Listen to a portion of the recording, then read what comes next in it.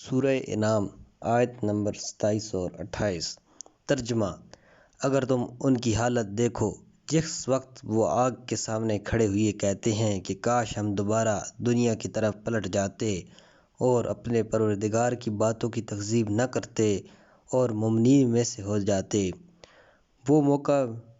میں پشیمان نہیں ہے بلکہ ان کے وہ اعمال اور نیات جنہیں وہ پہلے چھپائے ہوئے تھے ان کے سامنے آشکار ہو گئے اور وہ وحشت میں پڑ گئے، اور اگر وہ پلٹ جائیں تو وہ پھر انہی اعمال کی طرف لوٹ جائیں گے جن سے انہیں روکا گیا تھا، اور وہ یقیناً جھوٹے ہیں۔ تفسیر: وقتی اور بے اثر بیداری۔ گزشتہ دو آیات میں مشرکین کی ہٹ دھرمی کے کچھ اعمال کی طرف اشارہ ہوا تھا، اور ان دو آیات میں ان کے اعمال کے نتائج کا منظر مجسم ہوا ہے تاکہ وہ دیکھ لیں کہ انہیں کیسا برا انجام درپیش ہے اور وہ بیدار ہو جائیں یا کم از کم ان کی کیفیت دوسروں کے لیے باعث عبرت ہو۔ پہلے فرمایا گیا ہے، اگر تم ان کی حالت جب وہ قیامت کے دن جہنم کی آگ کے سامنے کھڑے ہوں گے دیکھو تو تم تصدیق کرو گے کہ وہ دردناک انجام اور عاقبت میں گرفتار ہوئی ہیں۔ وہ اس حالت سے اس طرح منقلب ہوں گے کہ داد و فریاد کریں گے، کاش اس سرنوشت شوم سے نجات اور برے کاموں کی تلافی کے لیے دوبارہ دنیا میں پلٹ جاتے اور وہاں آیات خدا کی تکذیب نہ کرتے اور مومنین کی صف میں قرار پاتے۔ اہم نکتہ کہ جس کی طرف توجہ کرنا چاہیے یہ ہے کہ مشہور قرأت کے مطابق جو دسترس میں ہے، ند رفع کے ساتھ اور لا نکذب اور ناکون نصب کے ساتھ پڑھا گیا ہے، حالانکہ ذہناً ایک دوسرے پر معطوف ہیں، لہذا تمام کو ایک جیسا ہونا چاہیے۔ بعد والی آیت میں کہا گیا ہے کہ یہ چھوٹی آرزو ہے، بلکہ یہ اس بنا پر ہے کہ اس دنیا میں جو عقائد، نیتیں اور اعمال انہوں نے چھپا رکھے تھے وہ سب ان کے سامنے آشکار ہو گئے ہیں اور وہ وقتی طور پر بیدار ہوئی ہیں، لیکن یہ پائیدار اور محکم بیداری نہیں ہے اور مخصوص حالات میں پیدا ہوئی ہے، لہذا اگر بے غرض محض وہ دوبارہ اس جہاں میں پلٹ بھی جائیں تو انہی کاموں کے پیچھے نکلیں گے جن سے انہیں روکا گیا تھا۔ اس بنا پر وہ اپنی آرزو اور مداح میں سچے نہیں ہیں اور وہ جھوٹ بولتے ہیں۔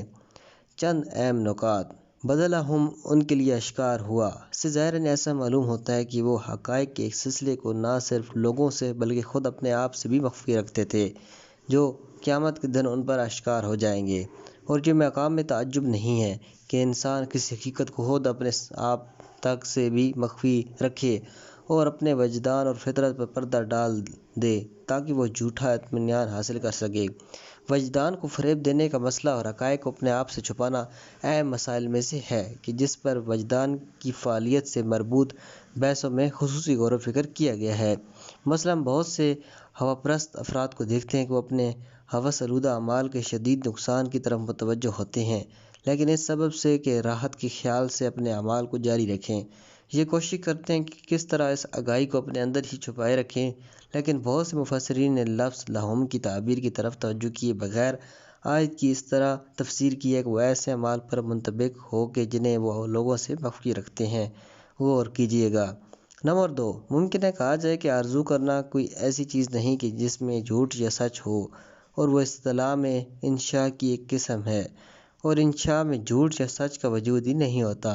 لیکن یہ بات صحیح نہیں ہے کیونکہ بہت سے انشاء ایسے ہوتے ہیں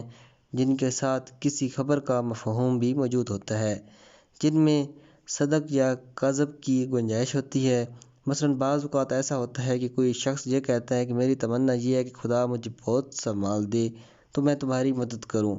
یہ ایک آرزو ہے، لیکن اس کا مفہوم یہ ہے کہ اگر خدا مجھے ایسا مال دے دے تو میں تمہاری مدد کروں گا، اور یہ ایک خبری مفہوم ہے جو ہو سکتا ہے کہ جھوٹا ہو، لہذا مد مقابل جو اس کے بخل اور تنگ نظری سے آگاہ ہے کہتا ہے تو جھوٹ بولتا ہے، اگر خدا تجھے دے بھی دے تو پھر بھی تو ہرگز ایسا نہیں کرے گا۔ ایسی صورت بہت سی انشائی جملوں میں نظر آتی ہے۔